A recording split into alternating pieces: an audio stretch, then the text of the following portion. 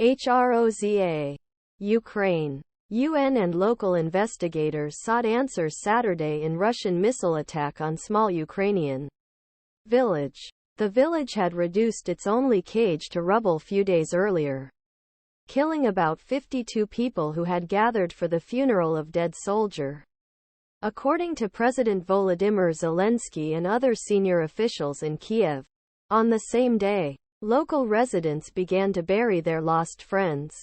Representatives from United Nations Observer Mission Ukraine spent most of the day in Hroza, northeastern Kharkiv region, speaking with local residents and survivors.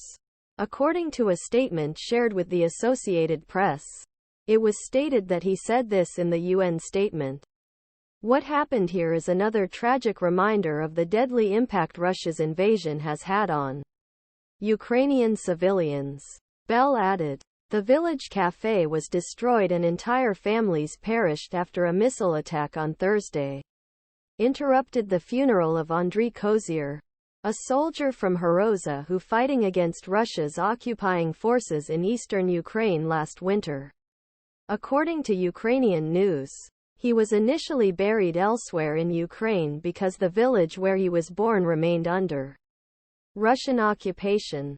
Kozyr's family decided to rebury him in Hroza 15 months after death after DNA tests confirmed his identity, and the cafe was reopened specifically for residents to honor memory.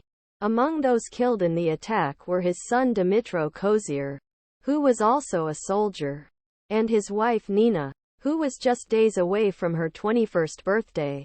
As of Saturday, Ukrainian law enforcement and the district prosecutor's office put the number of victims at 52.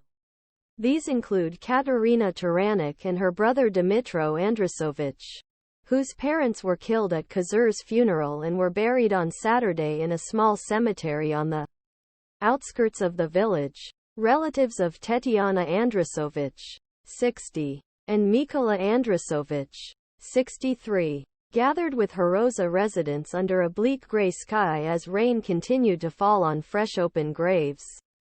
Dug for other victims. Tarannyk and his brother held each other throughout the Orthodox service and looked at their parents' closed coffins.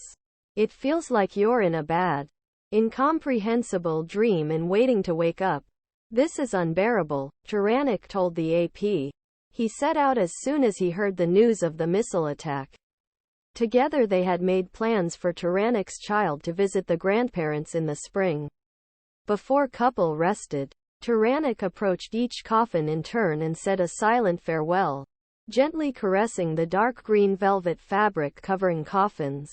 With anger in her voice, she said the missile attack was treacherous, cruel and unjust. He found his brother's body next to his wife, whose head was missing. For Oleksii, it was first of many funerals for his friends and neighbors that will be held in Hroza in coming days and perhaps months, as entire bodies of victims have not yet been identified.